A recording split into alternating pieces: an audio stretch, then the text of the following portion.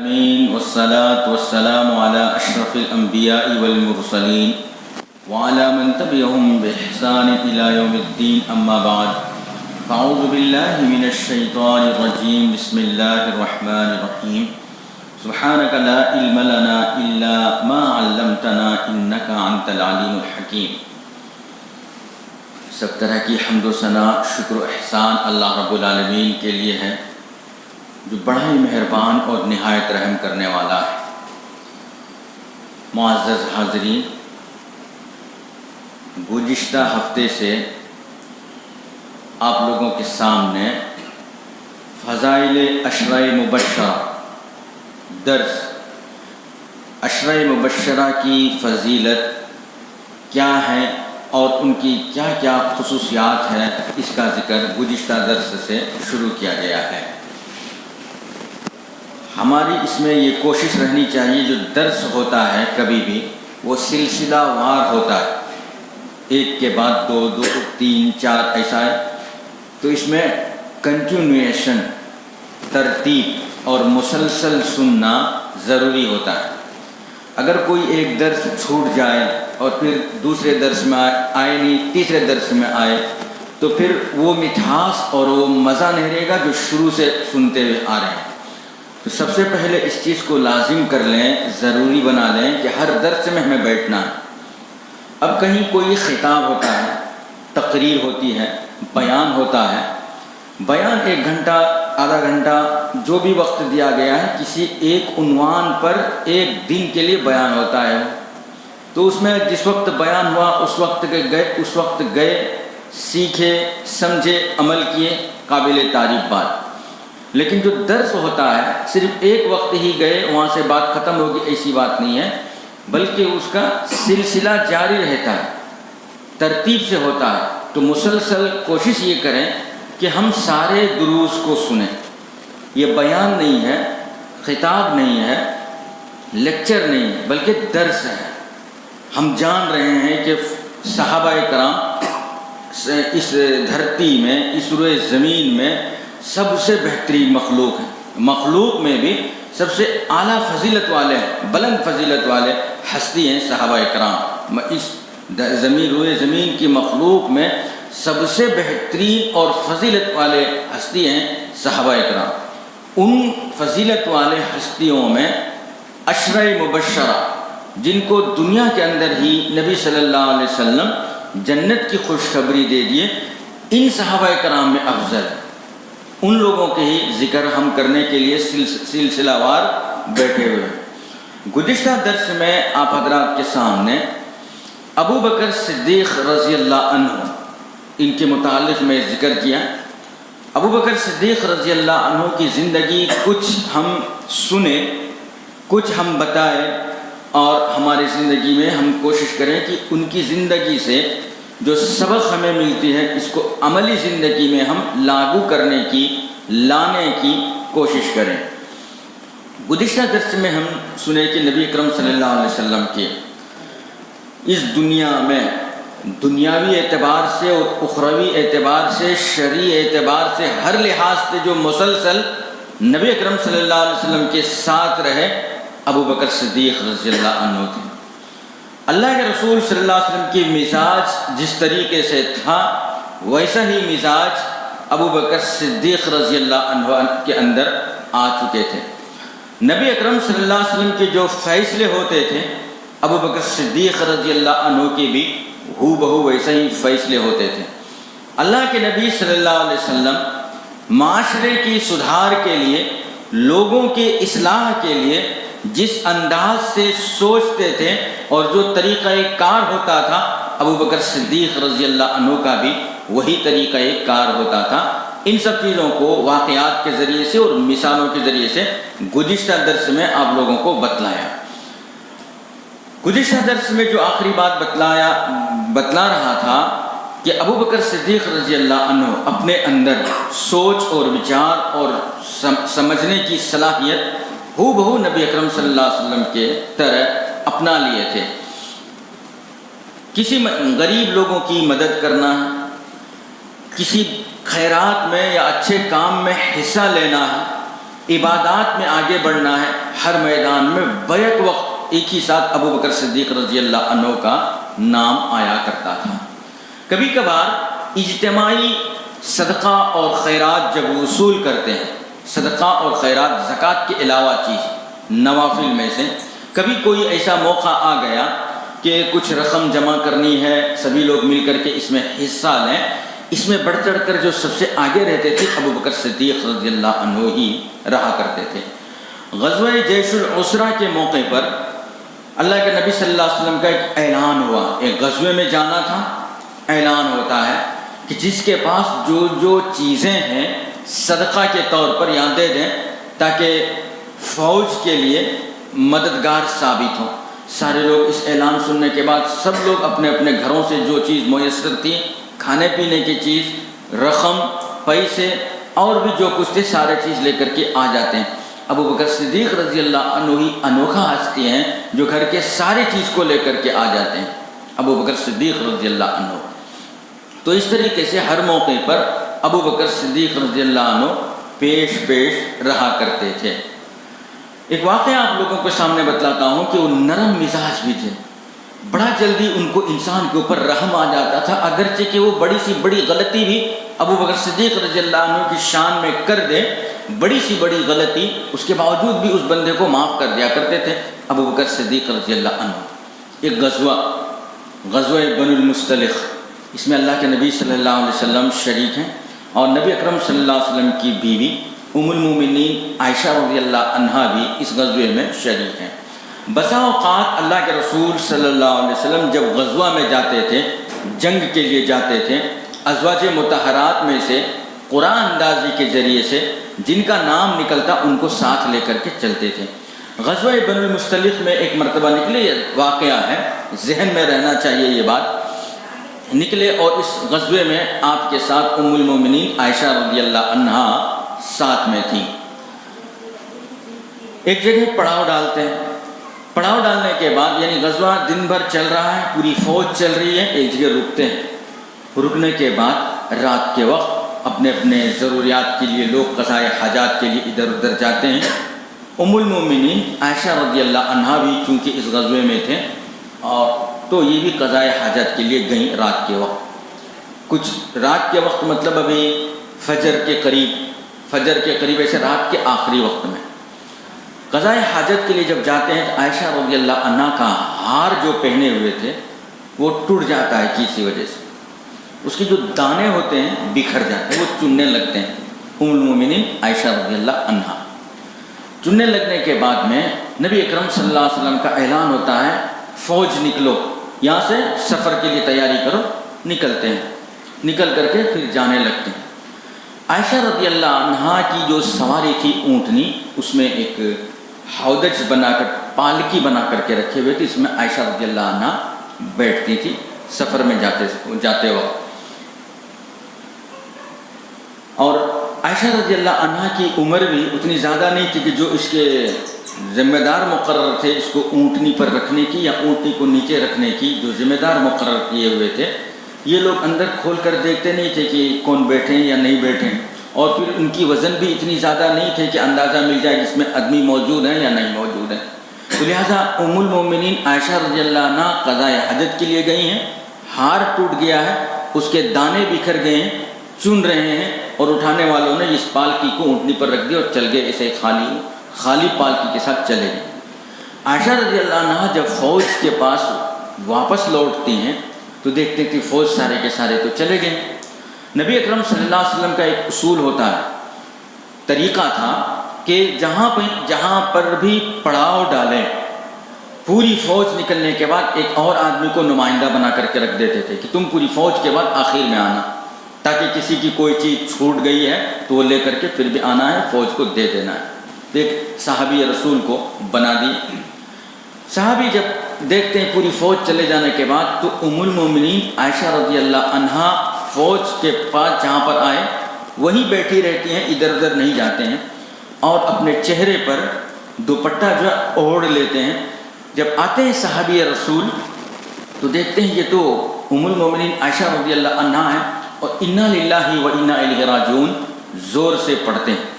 زور سے پڑھنے کے بعد عائشہ رضی اللہ عنہا بیدار ہو جاتے ہیں، اور وہ بہت نیند سے بھی نہیں سوئی ہوئی تھی۔ بیدار ہو جانے کے بعد جس صحابی کو مقرر کیے تھے اونٹنی کو بٹھا دیتے ہیں، اونٹنی پر بیٹھ جاتے ہیں عائشہ رضی اللہ عنہا، اور اس کی نکیل پکڑ کر کے شرافت کے ساتھ یہ صحابی رسول نبی اکرم صلی اللہ علیہ وسلم کے ساتھ فوج میں شامل ہو جاتے ہیں، نیک صحابی۔ اس جنگ کے اندر جو ہے منافقین بھی شامل تھے، اور منافقین ہمیشہ اپنے جیب میں چنگاری رکھ کر کے پھرا کرتے تھے۔ منافقین کہاں موقع ملا فوراً سلگا دیا، کس جگہ موقع ملا آگ لگا دی۔ تو ایسے ہی اب جب دیکھے کہ ام المومنین عائشہ رضی اللہ عنہا آ رہے ہیں، فلاں صحابی ان کو شرافت کے ساتھ لا رہے ہیں، انہوں نے مرچی مسالہ ملا کر کے ان کے ساتھ بدگمانی پھیلا دیا، اور بہت چرچا ہوئی۔ اور الزام یا بدگمانی اگر جو لگی ہوئی ہے، اللہ کے رسول صلی اللہ علیہ وسلم کی بیوی امہات المؤمنین میں سے ایک ام المؤمنین ہے عائشہ رضی اللہ عنہ، بہت چرچا پھیل چکا اس کا، اور پھر اس کا فیصلہ اللہ رب العالمین کی جانب سے آیا کہ عائشہ رضی اللہ عنہ کی اس کے اندر کوئی غلطی نہیں، خیر ہی خیر ہے عائشہ رضی اللہ عنہ کے اس کے اندر۔ اور یہ طویل واقعہ ہے، 2 3 4 پیج میں ہے یہ واقعہ لکھا ہوا سیرت کی کتابوں میں، طویل واقعہ ہے۔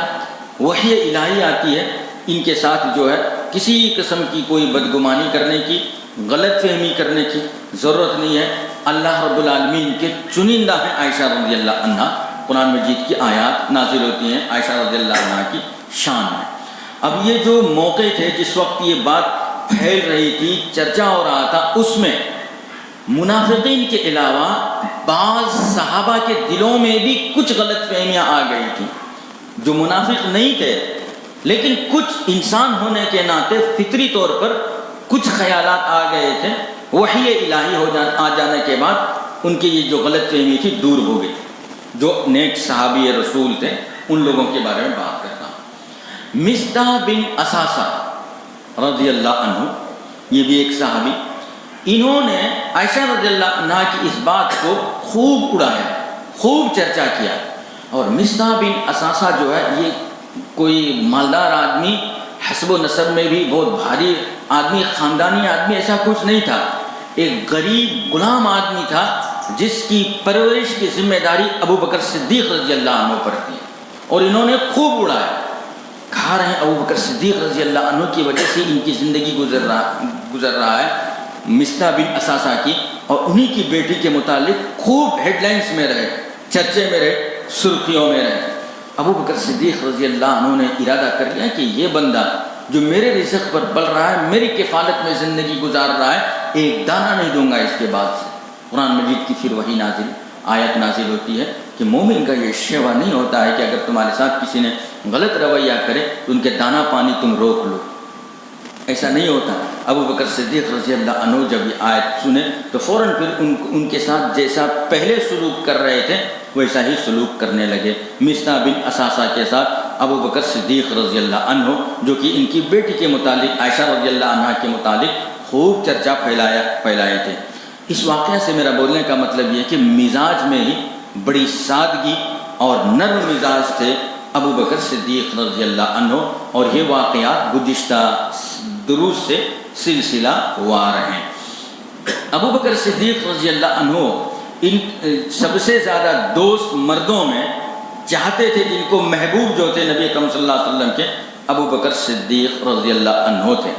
مدینے میں مسجد نبوی میں جہاں پر اللہ کے نبی صلی اللہ علیہ وسلم نماز پڑھتے تھے، صحابہ کرام نماز پڑھتے تھے، صحابی رسول کے جو گھر ہیں، گھر کے سب کے دروازے مسجد نبوی کی جانب ہی کھلتے ہیں۔ اللہ کے نبی صلی اللہ علیہ وسلم نے سارے لوگوں کو حکم دیا مدینے کے اندر کہ جن جن کے گھروں کے دروازے مسجد نبوی کی طرف ہیں اس کو ہٹا کر کے دوسرے جانب کر لو، سوائے ابو بکر صدیق رضی اللہ عنہ کے۔ ابو بکر صدیق رضی اللہ عنہ سے فرمائے تمہارا گھر کا دروازہ ایسا ہی رہنے دو، ہٹانے کی ضرورت نہیں ہے۔ الغرض ابو بکر صدیق رضی اللہ عنہ کے ساتھ نبی اکرم صلی اللہ علیہ وسلم کی چاہت اور محبت دیگر صحابہ کرام سے بھی مختلف تھی۔ ابو بکر صدیق رضی اللہ عنہ بھی نبی اکرم صلی اللہ علیہ وسلم کو بھی بہت زیادہ چاہتے تھے۔ ابو بکر صدیق رضی اللہ عنہ کو اللہ رب العالمین نے وہ دور اندیشی والا سوچ دیا تھا کہ معاملہ کو دیکھنے کے بعد وہ مستقبل کے حالات سے بھی واقف ہو جاتے تھے۔ نبی اکرم صلی اللہ علیہ وسلم کی محفل میں اٹھتے بیٹھتے ابو بکر صدیق رضی اللہ عنہ اللہ کے نبی صلی اللہ علیہ وسلم کے ساتھ ہی رہا کرتے تھے۔ جب کوئی ایسی بات خطبے میں، ممبر میں، جمعے کے خطبے کے دوران یا سمجھاتے سمے کوئی ایسی بات بولتے تھے، سب سے زیادہ عمدہ سمجھنے والے ابو بکر صدیق رضی اللہ عنہ ہوتے تھے۔ کبھی کبھار خطبے کو سن کر کے کہتے تھے، رونے لگتے تھے، اچانک زارو قطار رونے لگتے تھے ابو بکر صدیق رضی اللہ عنہ۔ دیگر صحابہ کرام بولتے اس میں رونے والی کوئی بات ہے ہی نہیں، آپ کیوں خواہ رو رہے ہیں؟ کہتے ہیں اس خطبے سے مجھے اندازہ ہوتا ہے، اس خطبے سے، نبی اکرم صلی اللہ علیہ وسلم کی اس بیان سے، اس خطاب سے مجھے اندازہ ہوتا ہے کہ اللہ کے رسول صلی اللہ علیہ وسلم اب ہم سے رخصت ہونے والے ہیں۔ کوئی نبی اگر ہمیں درود شریف پڑھنے کی، استغفار کرنے کی تاکید کرے تو اس کا مجھے اندازہ ہو رہا ہے کہ اب ہمارے رسول صلی اللہ علیہ وسلم ہم سے رخصت ہونے والے ہیں، جدا ہونے والے ہیں، اس کا اندازہ مل رہا ہے ہمیں اس خطبے کے اندر۔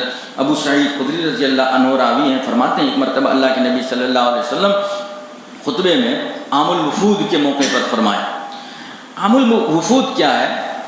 8 ہجری میں مکہ فتح ہو، مکہ فتح ہونے کے بعد فتح مکہ میں جو لوگ بھی اسلام نہیں قبول کیے تھے سارے لوگ اسلام قبول کر لیے۔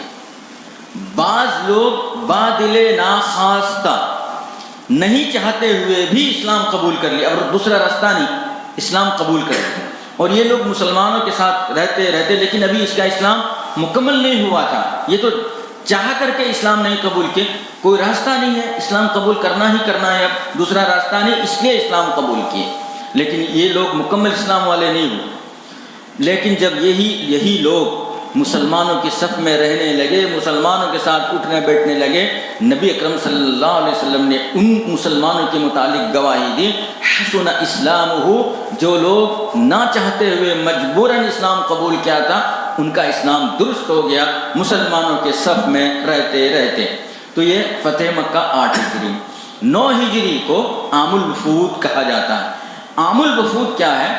جوق در جوق اسلام میں لوگ داخل ہونے لگے وفد کی شکل میں۔ پورے جزیرۃ العرب میں ایک آدمی اکا دکا مسلمان نہیں، فلاں پوری کے پوری قبیلہ مسلمان، دوسری خبر آتی فلاں جگہ پورے قبیلہ مسلمان، فلاں جگہ پورے قبیلہ کے قبیلہ مسلمان، 100 سے زائد قبائل کے متعلق خبریں آنے لگی کہ فلاں قبیلے اسلام میں آ گئے۔ عام الوفود اس کو کہا جاتا ہے 9 ہجری کو۔ اس وقت جب جوق در جوق لوگ آ رہے ہیں، خوشی کی ایک لہر ہے مسلمانوں کے چہرے میں، حشاش بشاش ہیں کامیابی کو دیکھ کر کے اپنی۔ یہ ابو سعید خدری رضی اللہ عنہ راوی۔ ایسے موقع پر اللہ کے نبی صلی اللہ علیہ وسلم استغفار طلب کرنے کی، لوگوں کو اصلاح کرنے کی حکم دے رہے ہیں خطبے میں۔ ابو بکر صدیق رضی اللہ عنہ زار و قطار رو رہے ہیں۔ صحابہ کرام پوچھتے اس میں رونے والی تو کوئی بات نہیں ہے، خوشی کی بات ہے، مستقبل میں ہماری جماعت بڑھ رہی ہے، لوگ جوق در جوق اسلام میں داخل ہو رہے ہیں۔ تو اللہ کے ابو بکر صدیق رضی اللہ عنہ نے فرمایا کہ اللہ کے رسول صلی اللہ علیہ وسلم کا یہ کہنا کہ لوگ جوق در جوق اسلام میں آ رہے ہیں، تو جو نبی اکرم صلی اللہ علیہ وسلم کے کام ہے وہ تو مکمل ہو چکے، اب ممکن ہے جدا ہو جائیں گے ہم سے اللہ کے رسول صلی اللہ علیہ وسلم۔ جب سارے لوگ مسلمان ہو رہے ہیں روتے تھے، یہ سمجھتے تھے نبی اکرم صلی اللہ علیہ وسلم کے مزاج کو اور حالات کو ابو بکر صدیق رضی اللہ عنہ بہت زیادہ سمجھا کرتے تھے۔ اس کے علاوہ وفات کے وقت ایک بہت بڑا حادثہ تھا، نبی اکرم صلی اللہ علیہ وسلم کی وفات۔ لوگ جو ہے اس کو برداشت کرنے کے قابل نہیں تھے۔ اللہ کے نبی صلی اللہ علیہ وسلم کی وفات ہو گئی، اللہ کے نبی اکرم صلی اللہ علیہ وسلم سے ہم سے جدا ہو گئے، یہ خبر لوگوں کے لیے ناقابل برداشت ہے۔ مزاج کے متعلق بتلاتا ہوں کہ ابو بکر صدیق رضی اللہ عنہ کا مزاج کس انداز سے تھا۔ نبی اکرم صلی اللہ علیہ وسلم کی موجودگی میں زمانے میں ابو بکر صدیق رضی اللہ عنہ سب سے زیادہ قریب اللہ کے رسول صلی اللہ علیہ وسلم کے، ان کے مزاج سے واقف، معمولی بات میں آنکھوں سے آنسو نکل آتے تھے، رونے لگتے تھے ابو بکر صدیق رضی اللہ عنہ، اس انداز سے ہوتا تھا۔ جب اللہ کے رسول صلی اللہ علیہ وسلم وفات پا گئے، لوگوں کی حالات نڈھال ہو گئی، ان کے اعصاب جواب دے دیے، اعصاب اور جوڑے جسم اور جوارے جواب دے دیے، کوئی حرکت کرنے کے کام کے لائق نہ رہے، یعنی غم زدہ ہو گئے سارے کے سارے لوگ۔ کچھ بھی کہیں ناقابل برداشت ہے ان کے لیے کہ نبی اکرم صلی اللہ علیہ وسلم ہم سے جدا ہو چکے ہیں، رخصت ہو چکے ہیں۔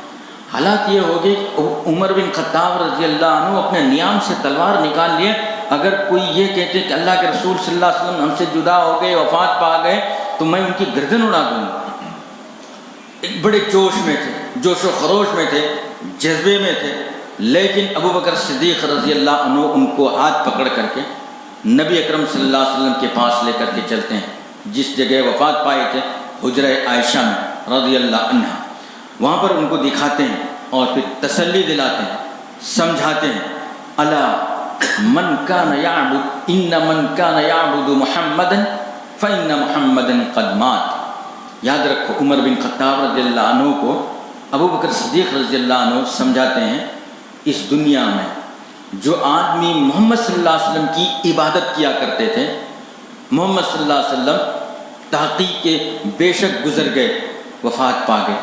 ومن کان یعبد اللہ، اور جو اللہ کی عبادت کرتے تھے، فإن اللہ حی لا یموت، بے شک اللہ زندہ ہے، کبھی ان کو موت نہیں آنے والی ہے اللہ رب العالمین کی۔ اب تم کس کی عبادت کرتے ہیں؟ اللہ رب العالمین کی۔ تو اللہ رب العالمین جو ہے وہ زندی ہستی ہے، زندہ ذات ہے، ان کو کبھی موت آنے والی نہیں ہے۔ اور نبی اکرم صلی اللہ علیہ وسلم انسان ہے، موت آنے والی قرآن مجید کی پھر آیت پڑھ کر کے عمر بن خطاب رضی اللہ عنہ کو ابو بکر صدیق رضی اللہ عنہ سمجھاتے ہیں، وما محمد الا رسول، محمد صلی اللہ علیہ وسلم جو ہمارے درمیان تھے انسان ہی تھے، محمد نہیں ہے سوائے اللہ کے رسول، محمد اللہ کے رسول ہیں صلی اللہ علیہ وسلم۔ وما محمد الا رسول قد خلت من قبلہ الرسل، آپ صلی اللہ علیہ وسلم سے پہلے بھی رسولوں کو بھیجا اللہ رب العالمین نے، تو وہ رسول بھی وفات پائے، ان کو بھی موت آئی، وہ لوگ بھی گزرے۔ اسی طریقے سے محمد صلی اللہ علیہ وسلم کے ساتھ بھی یہ معاملہ ہے۔ افإن مات، اگر محمد صلی اللہ علیہ وسلم گزر جائے، او قتل، اور شہید ہو جائے، انقلبتم علی اعقابکم، تو کیا تم لوگوں کا ایسا ایمان ہے کہ تم اپنے ایڑیوں کے بل پیچھے لوٹ جاؤ؟ انقلبتم علی اعقابکم ومن ينقلب علی عقبیہ فلن یضر اللہ شیئا، اگر تم اپنے ایڑیوں کے بل پیچھے ہٹ جاتے تو اللہ کو کوئی نقصان نہیں پہنچے گا، اللہ رب العالمین کسی کچھ نقصان نہیں ہے، بلکہ ہمارا ایمان یہ رہنا چاہیے کہ آپ صلی اللہ علیہ وسلم بھی رسول، آپ سے پہلے بھی رسول، سب کو موت آئی، آپ کو بھی موت آئی۔ ہمارا ایمان تو اللہ رب العالمین کے اوپر جو کہ عبادت کے باب میں حی ہے، زندہ ہے، وہ لا یموت، کبھی ان کو موت آنے والی نہیں ہے، ان کی عبادت کرتے ہیں۔ تو متفقہ طور پر آپ صلی اللہ علیہ وسلم وفات ہو جانے کے بعد سب لوگوں کو تسلی دلاتے ہیں، ابو بکر صدیق رضی اللہ عنہ۔ اب اس جگہ ایک نقطے کی بات دیکھیے، کل تلک جب نبی اکرم صلی اللہ علیہ وسلم ہمارے درمیان موجود تھے، ابو بکر صدیق رضی اللہ عنہ کے زمانے میں نرم دل، معمولی بات پر رو پڑتے تھے۔ اب اللہ کے رسول صلی اللہ علیہ وسلم کی وفات کے موقع پر جو پوری امت نڈھال ہو گئی ہے، سب پوری امت رو رہی ہے، پوری امت کی حالات تتر بتر ہو گئی ہے، منتشر ہونے لگے ہیں لوگ، ایسے موقع پر وہی ہستی جو کل تلک رو رہی تھی آج تسلی دلا کر کے کھڑا کر رہے ہیں ایک ایک کر کے ابو بکر صدیق رضی اللہ عنہ۔ انہی کے اندر یہ صلاحیت تھی دونوں طرح سے، کس طرح سے جوڑنا ہے اور لے کر کے چلنا ہے۔ پھر اس کے بعد اللہ کے رسول صلی اللہ علیہ وسلم کے وفات کے بعد باری آئی خلافت کی، خلیفہ رسول کون ہوں گے؟ اجماع ہے امت کا، متفقہ طور پر یہ فیصلہ ہوا کہ ابو بکر صدیق رضی اللہ عنہ خلیفہ وقت بنیں گے۔ اچانک ابو بکر صدیق رضی اللہ عنہ کو خلیفہ بنا دیں گے، کیسا اجتماع ہو گیا، کیسا متفقہ فیصلہ ہو گیا؟ جب ہم نبی اکرم صلی اللہ علیہ وسلم کی سیرت کو پڑھتے ہیں، سیرت سے بہت سارے واقعات سے اندازہ یہ ہوتا ہے کہ اللہ کے نبی صلی اللہ علیہ وسلم اپنے بعد اپنی منصب پر بیٹھنے کے اگر کسی کو لائق سمجھا آپ کے بعد فوراً بعد تو وہ ہستی ابو بکر صدیق رضی اللہ عنہ کی ہے۔ ایسے بہت سارے واقعات سے پتہ چلتا ہے۔ آپ صلی اللہ علیہ وسلم ارشاد فرمائے علیکم بسنتی، وسنت الخلفاء الراشدین المہدیین. آپ صلی اللہ علیہ وسلم نے فرمایا کہ دیکھیے تم سب پر لازم ہے کہ تم میرے سنت کو لازم پکڑو اور میرے سنت کے بعد میرے خلفاء راشدین کی سنت کو لازم پکڑو. تو خلفاء راشدین میں سے ابو بکر صدیق رضی اللہ عنہ جو ہے، ان کے طریقے، ان کی سنت، انہوں نے جو حکم دیا، انہوں نے جو کہا، ان کی بات کو بھی پکڑنے کی، اس کے اوپر عمل کرنے کی بات اللہ کے رسول صلی اللہ علیہ وسلم سمجھائیں. اب اللہ کے نبی صلی اللہ علیہ وسلم خلفاء راشدین کی طرف ہدایت کر، اس سے محدثین نے لکھا ہے کہ ابو بکر صدیق رضی اللہ عنہ کی بات کو ماننے کی طرف اور ان کی خلافت کی طرف اس کے اندر ایک اشارہ ہے. اس کے علاوہ اللہ کے نبی صلی اللہ علیہ وسلم نے ایک موقع پر فرمایا اقتدوا بالذین من بعد ابو بکر و عمر. میرے بعد اگر تم کسی کی اقتداء کرو گے، فالو کرو گے، پیچھے چلو گے، ابو بکر اور عمر کے پیچھے چلو. تو اس سے بھی ایک اشارہ ملتا ہے کہ اپنے بعد جس کا نام لیا وہ ہستی ابو بکر صدیق رضی اللہ عنہ ہے. اشارہ مل رہا ہے کہ آپ صلی اللہ علیہ وسلم کے بعد خلافت کے حقدار، خلافت کے لائق، اس منصب کے اہل ابو بکر صدیق رضی اللہ عنہ ہے. ایک لاغر خاتون، کمزور خاتون نبی اکرم صلی اللہ علیہ وسلم کی خدمت میں آتے ہیں اور وراثت کے متعلق سوال کرتے ہیں کہ میرا فلاں گزر گئے، اس کو مجھ کو کتنا حصہ ملے گا، کدھر ملے گا. اللہ کے نبی صلی اللہ علیہ وسلم ان کو بتلاتے ہیں، وراثت کے پورے حصہ بتلا دیتے ہیں. بتلا لینے کے بعد یہ لاغر خاتون، کمزور عمر والی خاتون کہتے ہیں میں آئندہ سال پھر آؤں گی آپ سے سوال کرنے کے لیے، آئندہ سال میں پھر یہ سوال کرنے کے لیے آؤں گی. اس وقت اللہ کے نبی صلی اللہ علیہ وسلم فرماتے ہیں آئندہ سال تم آؤ، اگر مجھے نہیں پاؤ تو اپنا مسئلہ ابو بکر صدیق رضی اللہ عنہ سے حل کر لینا. تو اس سے بھی پتہ چلتا ہے کہ آپ کے بعد خلافت کے حقدار ابو بکر صدیق رضی اللہ عنہ ہے. ام المومنین عائشہ رضی اللہ عنہا فرماتی ہیں مسجد نبوی میں جب آپ صلی اللہ علیہ وسلم مرض الوفات میں مبتلا تھے، بیمار تھے آخری وقت میں، تو اپنی موجودگی میں ابو بکر صدیق رضی اللہ عنہ کو حکم دیا کہ لوگوں کی وہ امامت کرائیں. اپنی زندگی میں آپ صلی اللہ علیہ وسلم حکم دیتے ہیں مروا ابا بکر فلیصلی بالناس، لوگوں کو حکم دو کہ میں چونکہ نہیں جا پا رہا ہوں. کبھی صحابی لے کر کے آئے اللہ کے رسول صلی اللہ علیہ وسلم کو، آپ صلی اللہ علیہ وسلم کے پاؤں جو ہے گھسیٹے جا رہے تھے، اس کے بعد مصلی پر کھڑا ہونا چاہے، ایسا بھی لائے. لیکن اور بھی جب نوبت زیادہ ہوگی بیماری کی تو اس وقت آپ صلی اللہ علیہ وسلم نے ارشاد فرمایا مروا ابا بکر فلیصلی بالناس، کہ ابو بکر رضی اللہ عنہ کو حکم دو کہ لوگوں کی وہ امامت کرائیں. اپنی زندگی میں ایک آدمی کے نامزد کر دینا، نام پکار دینا، مخاطب کر لینا، اس سے پتہ یہ چلتا ہے کہ آپ کے بعد خلافت کے حقدار ابو بکر صدیق رضی اللہ عنہ ہی. اس کے بعد الغرض تو یہ اشارے سے، شواہد سے، احادیث اور واقعات سے پتہ یہ چلا کہ اللہ کے نبی صلی اللہ علیہ وسلم کے زمانے میں واقعات اور احادیث اور اشارے سے کہ خلافت کے اہل ابو بکر صدیق رضی اللہ عنہ. اسی لیے متفقہ طور پر امت کا خلیفہ ابو بکر صدیق رضی اللہ عنہ بنائے گئے. خلیفہ وقت بن جانے کے بعد چونکہ اور بھی بہت ساری چیزیں اس کے اندر ہیں نبی اکرم صلی اللہ علیہ وسلم کی وفات کے تعلق سے، ہم چونکہ ابو بکر صدیق رضی اللہ عنہ کی درس کو لیے ہوئے ہیں عشرہ مبشرہ میں، تو ابو بکر صدیق رضی اللہ عنہ کی فضائل کو یہاں ذکر کریں گے. خلافت میں جب بیٹھے 3 بڑے چیلنج آئے ابو بکر صدیق رضی اللہ عنہ کے زمانے میں. 3 بڑے چیلنج آئے اور تینوں کا مقابلہ ابو بکر صدیق رضی اللہ عنہ اپنی خلافت میں کیے. پہلا کیا چیلنج آیا جس کا مقابلہ کرنا لازم ضروری؟ مانعین زکوٰۃ کا. لوگ ایسے کھڑے ہوئے کہ ہم زکوٰۃ اس کے بعد سے نہیں دیں گے، زکوٰۃ دینے سے رک گئے لوگ. اور بسا اوقات ہوتا ہے کہ بعض لوگ کچھ باتیں جب بول دیتے ہیں تو اس کے لیے دلیل بھی دینی شروع کر دیتے ہیں کہ کیوں نہیں زکوٰۃ دیں گے، کیا وجہ ہے اس کی، دلیلیں بھی دینے لگے. اس کے بعد قرآن کی آیت بھی لے کر آئے دلیل کے لیے. اللہ رب العالمین کا ارشاد ہے خذ من اموالہم صدقہ، اپنے مال کو صدقہ کے لیے نکالو، تطہرہم وتزکیہم بہا، صدقہ کے ذریعے سے، زکوٰۃ کے ذریعے سے تمہارے مال پاک ہوتے ہیں اور تم کو خود پاک کیا جاتا ہے۔ وَصَلِّ عَلَيْهِمْ إِنَّ صَلَاتَكَ سَكَنٌ لَّهُمْ، اور جو بندہ صدقہ زکوٰۃ کی مال نکالتا ہے تو جو زکوٰۃ لے رہے ہیں ان کو ایسی دعا دو جس سے اس کو سکون ملے۔ اب بہترین دعا دینا ہے صدقہ اور زکوٰۃ لے کے مال کو، زکوٰۃ جن کو دی جاتی ہے، حکم ہے زکوٰۃ لینے والے ایسی دعا دینا جن دعا سے ان کو سکون ملے۔ اور اس روئے زمین میں سب سے سکون دہ دعا نبی اکرم صلی اللہ علیہ وسلم سے بڑھ کر کے کن کی دعا ہو سکتی ہے؟ کسی کی دعا نہیں ہو سکتی۔ لہذا آپ تو موجود ہی نہیں رہے، سکون دہ دعا ہمیں میسر بھی نہیں ہو سکتی ہے، لہذا ہم آپ سے زکوٰۃ نہیں دیں گے۔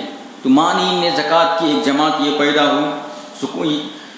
اس کے بعد دوسرا ایک جو چیلنج، اس کا بھی مقابلہ کریں گے، دوسرا جو چیلنج ہوا ارتداد کا فتنہ۔ اب نبی اکرم صلی اللہ علیہ وسلم عام الوفود میں 9 ہجری میں وفد کی شکل میں، قبیلے کی شکل میں جزیرۃ العرب کے پورے لوگ مسلمان ہونے لگے۔ نبی اکرم صلی اللہ علیہ وسلم کے بعد جماعت در جماعت لوگ ارتداد میں مبتلا ہونے لگے، اسلام سے پلٹ جانے لگے، پہلے جس مذہب میں تھے اسی مذہب میں جانے لگے۔ مرتدین کا فتنہ، سارے قبائل سے ہمیشہ خبر آنے لگی کہ آج فلاں قبیلہ مرتد ہو گئے، آج فلاں قبیلہ مرتد ہو گئے، فلاں قبیلے مرتد ہو گئے۔ یہ دوسرا تھا۔ جزیرہ عرب میں سارے لوگ ارتداد کے فتنہ میں ملوث ہوئے۔ مفسرین لکھتے ہیں، محدثین لکھتے ہیں، سیرت نگار لکھتے ہیں، تاریخ لکھنے والوں نے بھی لکھا ہے کہ مرتد جو ہونے لگے، اسلام سے جو پھرنے لگے، یہ پورے وہی علاقے تھے جن کی تربیت ڈھنگ سے نہیں ہو پائی تھی۔ فوج در فوج اسلام میں داخل ہوئے تھے، مکمل ان کی تربیت نہیں ہوئی تھی۔ 1 سال کے بعد اللہ کے رسول صلی اللہ علیہ وسلم دنیا سے رخصت ہو گئے، ان لوگوں سے کما حق ہو، جس طرح ان کی تربیت ہونی چاہیے تھی ہو نہیں سکی۔ 3 بستی ہیں جو ارتداد کے اس فتنے سے کوئی ایک آدمی بھی مبتلا نہیں ہوا، 3 شہر کے، مکہ، مدینہ اور طائف۔ مفسرین لکھتے ہیں، لکھنے والے، حدیث روایت کرنے والے اور اہل علم نے لکھا ہے کہ ان 3 علاقوں میں علم تھا، لوگ سمجھانے والے تھے اور طالب علم پڑھنے والے تھے، علم سیکھنے والے تھے، تربیت حاصل کرنے کا جذبہ ان کے پاس تھا۔ اس کی وجہ سے کوئی ارتداد کے فتنے میں ایک بندہ بھی ملوث نہیں ہوا، کوئی بھی مبتلا نہیں ہوا۔ یہ دوسرا چیلنج تھا جو کہ ابو بکر صدیق رضی اللہ عنہ کی خلافت کے فوراً بعد یہ چیز آئی۔ تیسری چیز، مدعیان نبوت کا سلسلہ بھی شروع ہوا۔ لوگ جگہ جگہ سے نبوت کا دعویٰ کرنا شروع کر دی، میں نبی وہ جھوٹے نبی کے دعویٰ کرنا شروع کر دیے۔ یمن سے اسود انسی کے بارے میں خبر آتی ہے کہ انہوں نے نبوت کا دعویٰ کر دیا اور نبی ہو گئے، نبی اپنے آپ کو کہنے لگے۔ اسی طرح طلیحہ الاسدی بھی کھڑا ہوا اور کہنے لگا میں نبی۔ مرد تو مرد، عورتوں نے بھی یہ جسارت کرنی شروع کر دی، اور ایک عورت بھی، شجاع نامی عورت جو ہے وہ بھی نبوت کی دعویٰ کرنے لگی۔ مسلمہ کذاب نے بھی نبوت کا دعویٰ کیا۔ اس طرح سے یہ تیسرا فتنہ تھا جو ابو بکر صدیق رضی اللہ عنہ کی خلافت میں نمودار ہوا۔ صحابہ کرام، عمر بن خطاب رضی اللہ عنہ، دیگر کبار صحابہ کرام اس فتنے کو لے کر کے بڑے اندیشے میں تھے کہ اس کا مقابلہ کیسے کیا جائے، کیا کیا جائے، نہیں کیا جائے۔ اللہ کے رسول صلی اللہ علیہ وسلم کے زمانے میں وفات سے کچھ دیر پہلے رومیوں سے لڑنے کے لیے ایک فوج تیار کیے تھے اللہ کے نبی صلی اللہ علیہ وسلم اسامہ بن زید کی قیادت میں۔ اسامہ بن زید کی قیادت میں کرسچن تھے وہاں پر، نصرانی، ان سے لڑنے کے لیے ایک فوج تیار کیے تھے نبی اکرم صلی اللہ علیہ وسلم کہ تم کو اس قوم سے مقابلہ کرنا ہے، اور تمہارا لیڈر قائد اسامہ بن زید ہے۔ اسامہ بن زید رضی اللہ عنہ کم عمر کے نوجوان صحابی تھے۔ جب یہ تیار تھے، کچھ لمحے کے بعد، کچھ دن کے بعد یہ بات آئی کہ اللہ کے رسول صلی اللہ علیہ وسلم وفات پا گئے، تو یہ فوج نکلنے کے قریب تھی مگر نکل نہیں سکی۔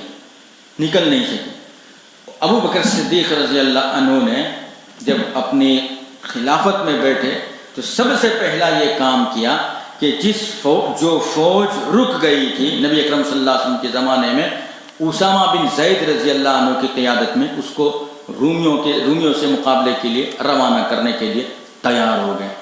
پورے صحابہ کرام، عمر بن خطاب رضی اللہ عنہ بھی انہی میں شامل تھے، سب پریشان، اور سب لوگ ابو بکر صدیق رضی اللہ عنہ کے پاس سمجھانے آتے ہیں کہ یہ موقع نہیں ہے کہ ہم ان کے مقابلہ کرنے کے لیے فوج بھیجیں، ابھی ہمارے اندر مانعین زکوٰۃ کا مسئلہ ہے، مرتدین کا مسئلہ ہے، اور یہ جھوٹے نبوت کے دعوے داروں کا مسئلہ ہے، یہ زیادہ اہمیت رکھتا ہے، اور اگر ہم ایسے موقع پر فوراً ہم فوج کو مقابلہ کرنے کے لیے بھیجیں گے، مصلحت کے خلاف ہے، اس میں مصلحت نہیں ہے، ابھی اس کو نہ بھیجا جائے۔ سارے صحابہ کرام اللہ کے رسول ابو بکر صدیق رضی اللہ عنہ کو سمجھانا چاہتے ہیں۔ ابو بکر صدیق رضی اللہ عنہ نے ایک جواب دیا کہ تم جانتے ہو یہ آپ صلی اللہ علیہ وسلم کی وصیت بھی تھی، کہ وصیت کیا تھی؟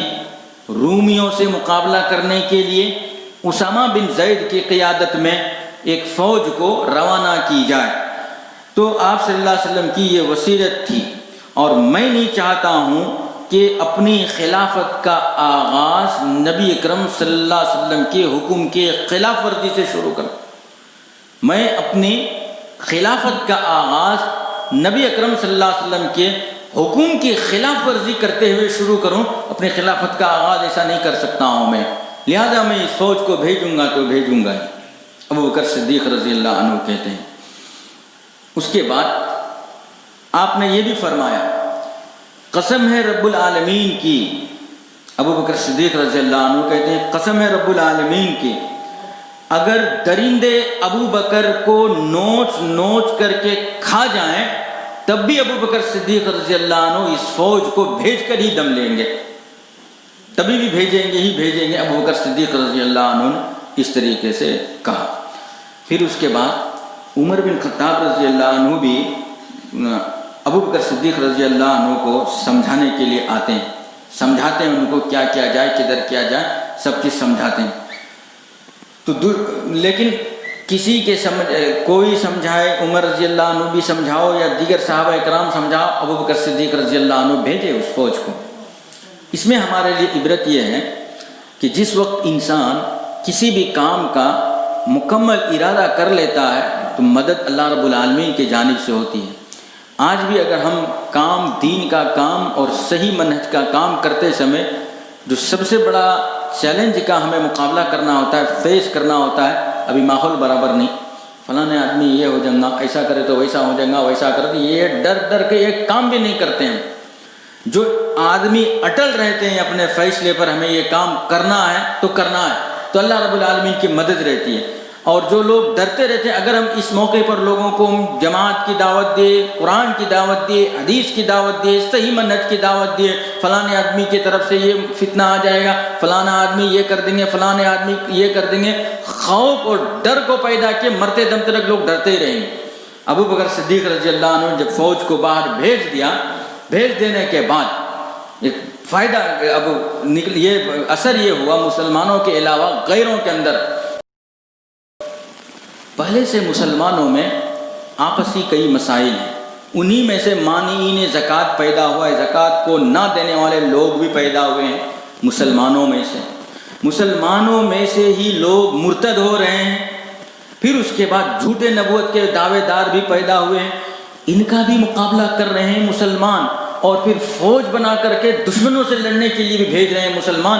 ان کی طاقت کو کم نہ سمجھو، وہ لوگ، ان کی ہمت پست ہو گئی کافروں کے، دشمنوں کے، یہ ایک اثر ہوا۔ ان کے اندرونی مسائل رہنے کے باوجود باہر کے جو مقابلہ کرنا ہے اس میں ان کی کبھی کٹوتی اور کوئی کمپرمائز نہیں ہوتا ہے، یہ خود بخود ان کے دلوں میں یہ بات آنے لگی اور ان کی ہمت پست ہو گئی کافروں کی، یہ ایک فائدہ ہوا۔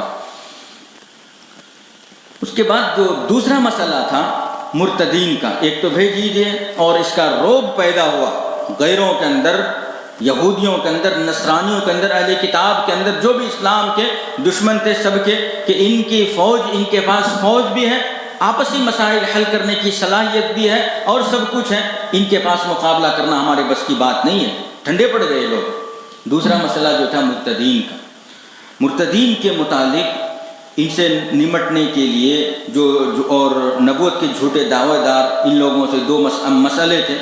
ابو بکر صدیق رضی اللہ عنہ نے فرمایا کہ میں بیک وقت تینوں کا مقابلہ ایک ساتھ کروں گا۔ عمر بن خطاب رضی اللہ عنہ جس وقت سمجھانے آئے تھے ابو بکر صدیق رضی اللہ عنہ کے پاس، تو وہ یہ سمجھانے آئے تھے کہ ابھی جو ہے مانعین جو زکوٰۃ ہیں، زکوٰۃ نہ دینے والے لوگ جو کھڑے ہوئے ہیں ان کو برداشت کر لیں گے کچھ دیر کے لیے، ان کو ابھی ٹچ نہیں کریں گے۔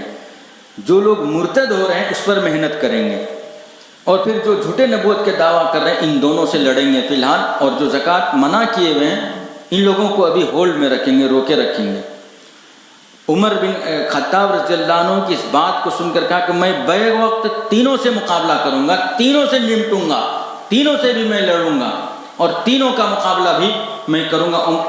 ایسا ابو بکر صدیق رضی اللہ عنہ عمر بن خطاب رضی اللہ عنہ کو سمجھاتے ہیں، اور فرمایا ابو بکر صدیق رضی اللہ عنہ ایک فوج ادھر بھیج دی ہیں۔ دوسرا زکوٰۃ کے متعلق ابو بکر صدیق رضی اللہ عنہ کہتے ہیں کہ جو نبی اکرم صلی اللہ علیہ وسلم کے زمانے میں واللہ لو منعنی ایقالا، واللہ لو منعنی ایقالا کانوا یودونہ الی رسول اللہ صلی اللہ علیہ وسلم، اللہ کی قسم جو لوگ زکوٰۃ کا جانور، زکوٰۃ کا مال اور جانور کی شکل میں ہو، جس رسی میں باندھ کر کے نبی اکرم صلی اللہ علیہ وسلم کے پاس لاتے تھے، وہ رسی بھی کھول کر اگر لے کر چلے گئے اور نہ دیے بیت المال کو، وہ رسی کو، اس سے میں لڑوں گا، جہاد کروں گا، قتال کروں گا۔ ابو بکر صدیق رضی اللہ عنہ نے لقاتلتہم علی منعہ، اس رسی کے لیے بھی میں لڑوں گا۔ زکوٰۃ کی مال تو دور کی بات، جس جانور کو جس رسی میں باندھ کر جانور کو جس رسی میں باندھ کر لے کر آتے تھے اور بیت المال کے حوالہ کرتے تھے، اگر وہ رسی نکال کر واپس لے کر کے چلے جائیں، اس رسی کے لیے بھی میں قتال کروں گا۔ عمر بن خطاب رضی اللہ عنہ فرماتے ہیں تم ایسے آدمی سے کیسا قتال کرو گے، کیسا لڑو گے جو آدمی لا الہ الا اللہ کا اقرار کرتا ہے، لا الہ الا اللہ کہہ رہا ہے، وہ تو لا الہ الا اللہ کی اقرار کرنے والے سے تم کیسے لڑو گے؟ تو اس کے بعد جو لا الہ الا اللہ کا اقرار کرے اور پانچوں فرائض میں سے کسی ایک فرض کو چھوڑ نہ مانے، انکار کرے، ان سے میری لڑائی رہے گی، میں ان کا مقابلہ کرتے رہوں گا۔ اور پھر یاد رکھیے ابو بکر صدیق رضی اللہ عنہ کی جیتے جی میں دین میں کمی آتا ہوا نہیں دیکھ سکتا۔ ابو بکر صدیق رضی اللہ عنہ کہتے ہیں اَيَنْقُصُ الدِّينَ أَنَا حَائِي، کیا تم یہ چاہتے ہو کہ میں زندہ رہتے سمے دین میں کمی آنے دے دوں؟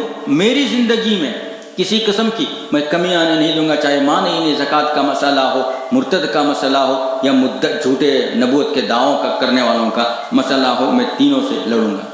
پھر عمر رضی اللہ عنہ جو گھنٹے تلک سمجھاتے ہیں، بہت دیر تلک سمجھاتے ہیں، آپ کو ابو بکر صدیق رضی اللہ عنہ کہتے ہیں اجبار فی الجاہلیت و خوار فی الاسلام یا عمر، تمہارے جاہلیت میں تو بڑے چرچے تھے، بڑے طاقتور، بہادر، شجاع مانے جاتے تھے، اور یہ کیا خوار و ذلت کی زندگی گزارنے پر تم کیوں آمادہ ہو رہے ہو اے عمر؟ ابو بکر صدیق رضی اللہ عنہ ان کو سمجھاتے ہیں۔ عمر رضی اللہ عنہ ابو بکر صدیق رضی اللہ عنہ کی بات سے اتفاق، مکمل اتفاق کر لیتے ہیں، اور عمر رضی اللہ عنہ کے فیصلے پر راضی و رضا ہو جاتے ہیں عمر بن خطاب رضی اللہ عنہ۔ اور یہ بھی یاد رکھیں کہ ابو بکر صدیق رضی اللہ عنہ کی خلافت 2.25 سال کی تھی، نبی اکرم صلی اللہ علیہ وسلم کے بعد 2.25 سال میں ان تینوں فتنوں کا مقابلہ کیا، اور بے لاگ مقابلہ کیا، اور ختم ہی کر دیا ان چیزوں کو ابو بکر صدیق رضی اللہ عنہ نے۔ ایک اور یہ ہوئی، پھر اس کے بعد اپنوں میں جو مسائل آتے تھے اس کا مقابلہ کس طریقے سے کرتے تھے۔ فاطمہ رضی اللہ عنہا نبی اکرم صلی اللہ علیہ وسلم کی بیٹی، نبی اکرم صلی اللہ علیہ وسلم کی وفات کے 6 مہینے کے بعد ان کا انتقال ہوا، وفات پائی فاطمہ رضی اللہ عنہا۔ فاطمہ رضی اللہ عنہا اور ابن عباس رضی اللہ عنہ کے ساتھ نبی اکرم صلی اللہ علیہ وسلم کے پاس آتے ہیں۔ آنے کے بعد پوچھتے ہیں، فدق نامی ایک باغ ہے، ایک قبیلہ میں ایک باغ ہے، وہ باغ اللہ کے رسول صلی اللہ علیہ وسلم کے تھے. میرے باپ گزر گئے، وراثت میں وہ باغ جو ہے وہ باغ مجھے ملنی چاہیے، مجھے تم دو. ابو بکر صدیق رضی اللہ عنہ سے کہتے ہیں. فاطمہ رضی اللہ عنہ، ابو بکر صدیق رضی اللہ عنہ ان کو کہتے ہیں لا نورث ما ترکنا صدقہ انما یأکل آل محمد فی هذا المال. یہ حدیث فاطمہ رضی اللہ عنہ کو پتہ نہیں تھا. معنی یہ ہے کہ انبیاء کرام کے کوئی وارث نہیں ہوتے ہیں، جو چیز ان کی بچتی ہے وراثت میں وہ صدقہ ہے اور بیت المال کو چلا جاتا ہے، ان کے اولاد کو نہیں ملتے ہیں. اس میں بہت ساری حکمتیں ہیں. کوئی بھی محمد صلی اللہ علیہ وسلم کے علاوہ جتنے بھی انبیاء ہیں، کوئی انبیاء جتنے بھی جائیداد اور پراپرٹی ہیں ان کے اولاد میں وراثت نہیں ہوتی، یہ بیت المال کو چلے جاتے ہیں. اللہ کے رسول صلی اللہ علیہ وسلم کی حدیث جو فاطمہ رضی اللہ عنہا کو اس وقت نہیں معلوم تھا. فاطمہ رضی اللہ عنہا جو ہے وہاں سے واپس آ جاتے ہیں. اس میں ایک حکمت بھی ہے، اگر انبیاء کے اولاد انبیاء کے مال میں وارث بنے تو لوگ یہ سوچ سکتے ہیں کہ وہ نبی بنے، لوگ تو ان کو بہت نوازتے ہیں اور بہت زیادہ ملکیت کے مالک ہوں گے، وہ تو اپنے اولاد کے لیے بہت کچھ کر کے دنیا سے جائیں گے. وارث ہی نہیں بنتے ہیں، ان کے وراثت میں کوئی شامل نہیں ہو سکتے، تو ان کے اولاد اور ان کے مال سے کیا لینا دینا ہے. تو الغرض بیت المال میں سارے چیز جاتے ہیں. اور فاطمہ رضی اللہ عنہا جو ہے آ جاتے ہیں ابو بکر صدیق رضی اللہ عنہ کے پاس سے بحیثیت انسان. فاطمہ رضی اللہ عنہا کے متعلق کچھ دل، اور فاطمہ رضی اللہ عنہ کو جب یہ حدیث سناتے ہیں کہ انبیاء کے وارث ان کے اولاد نہیں ہوتے ہیں، جو ان کی وراثت میں مال ہے اور صدقہ اور بیت المال میں چلا جاتا ہے، تو ان کا دل تھوڑا رنجیدہ ہوتا ہے. فاطمہ رضی اللہ عنہ کا بحیثیت انسان ہونے کی حیثیت سے کچھ نہیں ملانا، کدھر ملا. کچھ دن کے بعد ابو بکر چونکہ مزاج شناس شخصیت تھے، ابو بکر صدیق رضی اللہ عنہ سمجھ گئے. پھر کئی دن تلک، ایک ہفتہ 10 دن جو بھی ہو، کئی دن تلک بات چیت نہیں رہی ان میں. ابو بکر صدیق رضی اللہ عنہ چل کر کے فاطمہ رضی اللہ عنہ کے گھر آتے ہیں، پرمیشن اجازت چاہتے ہیں. اس کے بعد ان کے شوہر علی رضی اللہ عنہ تھے، کہتے ہیں ابو بکر صدیق رضی اللہ عنہ آئے ہوئے ہیں، اجازت ملتی ہے. کچھ دیر تلک، بہت دیر تلک بیٹھ کر کے بات چیت کرتے ہیں، کہیں ان کے دل میں میرے متعلق کوئی بغض نہ رہے، مرنے سے پہلے میری موت آ جائے یا ان کی موت آ جائے، بغض نہ رہے ان کے دل میں. اور بہت دیر تلک ان کے ساتھ بات چیت کرتے ہیں ابو بکر صدیق رضی اللہ عنہ فاطمہ رضی اللہ عنہا کے ساتھ. اس انداز سے ابو بکر صدیق رضی اللہ عنہ کی زندگی تھی. اور یہ تینوں کا مقابلہ کیے اور آگے بڑھیں. ایک بڑا مسئلہ ہوا اور بھی بڑے کارنامے ہوئے. جمع قرآن جو ہے پہلے حفظ کے شکل میں محفوظ تھا، جیسے وحی نازل ہوئی تھی نبی اکرم صلی اللہ علیہ وسلم پر، صحابہ کرام کو بتلائے تھے، انہوں نے حفظ کر لیا تھا. بس ایسے ہی قرآن محفوظ تھا، ایک طریقہ. دوسرا جو ہے چمڑوں پر لکھے ہوئے تھے قرآن مجید کی آیات. اور تیسرے ہڈیوں میں لکھ کر کے رکھے تھے، جو صحابہ کرام پڑھے لکھے تھے وہ لوگ لکھ کر کے رکھے ہوئے تھے. ابو بکر صدیق رضی اللہ عنہ کے زمانے میں ایک جنگ ہوئی، جنگ یمامہ جنگ میں بہت سارے حفاظ شہید ہو گئے. صحابہ کرام، بڑے بڑے صحابہ کرام اس غور و خوض میں لگے رہے کہ اگر اس طرح سے ایک ایک حفاظ شہید ہوتے جائیں گے تو قرآن ختم ہی ہو جائے گا، لہٰذا ان کو لکھ کر کے ایک کتابی شکل بنا دیا جائے. پہلے تو ابو بکر صدیق رضی اللہ عنہ نے اس بات کو نہیں مانا، لیکن کافی سمجھانے، سوچ بچار اور مستقبل کی بات، رائے اور مشورہ ہونے کے بعد آخر میں مان گئے. اور ان کی ذمہ داری پوری قرآن مجید کو جو الگ الگ جگہ پر ہے، ہڈیوں میں، چمڑے میں، اور جن کو یاد ہے ان لوگوں کو سب کو جمع کرنے کی ذمہ داری زید بن ثابت رضی اللہ عنہ کو ابو بکر صدیق رضی اللہ عنہ نے دیا. زید بن ثابت رضی اللہ عنہ کہتے ہیں کہ میرے لیے یہ اتنی کیوں ان کو یہ ذمہ داری دی؟ اس لیے کہ یہ کاتب وحی تھے. نبی اکرم صلی اللہ علیہ وسلم کو جو وحی نازل ہوتی تھی اس کو لکھ کر کے رکھ لیا کرتے تھے زید بن ثابت رضی اللہ عنہ، اس لیے ان کو یہ ذمہ داری دی گئی. زید بن ثابت رضی اللہ عنہ فرماتے ہیں کہ یہ ذمہ داری میرے لیے اتنی بڑی ذمہ داری تھی، اگر مجھے احد کے پہاڑ ادھر سے ادھر لے جا کر کے رکھنے کی ذمہ داری دیتے تو وہ میرے لیے آسان تھا. قرآن مجید کی ذمہ داری ایک حرف آگے پیچھے نہ ہو، زیر زبر بھی اس کی حرکت آگے پیچھے نہ ہو، اور مکمل امانت دیانت داری کے ساتھ اس طریقے سے لکھا جائے، کیونکہ یہ وحی الہی ہے، کہیں سے مجھ سے کوئی کمی بیشی ہو گئی میں پکڑے جاؤں گا قیامت کے دن۔ یہ بہت بڑی ذمہ داری تھی، الغرض بڑی ذمہ داری کے ساتھ یہ کام بھی ابو بکر صدیق رضی اللہ عنہ کے زمانے میں ہوا۔ ابو بکر صدیق رضی اللہ عنہ جہاں وہ نرم مزاج کے تھے، سادہ زندگی گزارنے والے بھی تھے، زندگی میں بھی سادگی تھی ان کی۔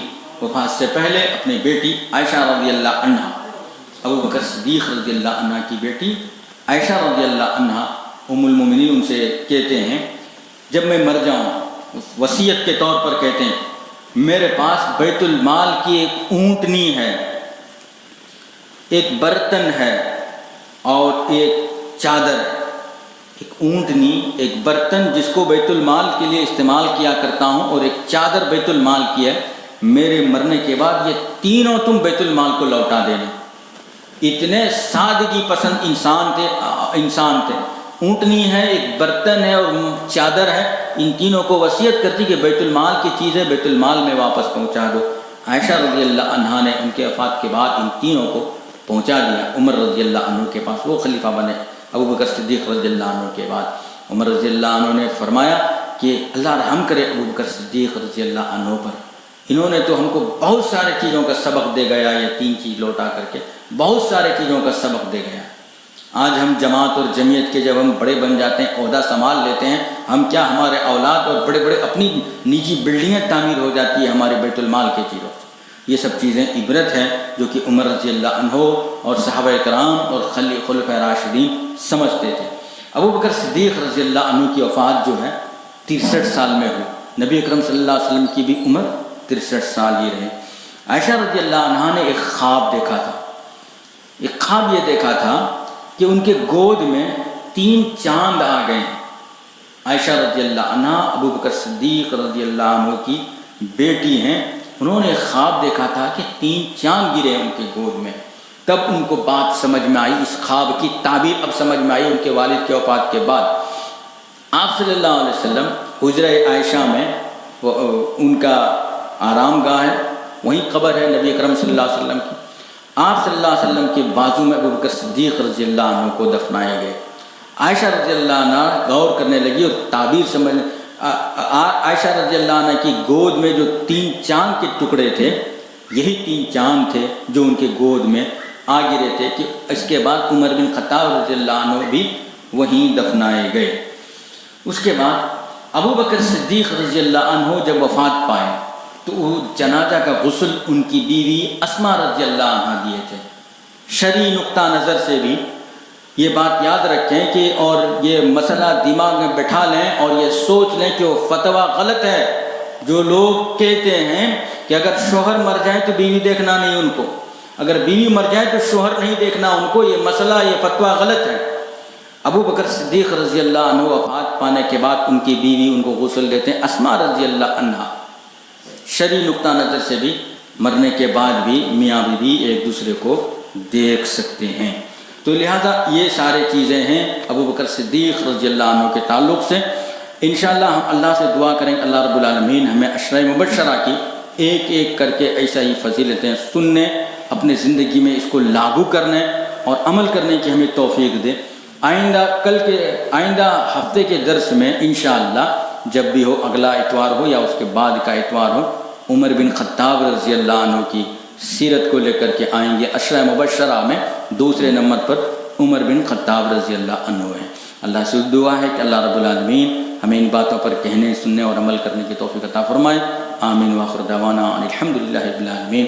سبحانک اللہم و بحمدک ونشہد ان لا الہ الا انت استغفرک واتوب الیک۔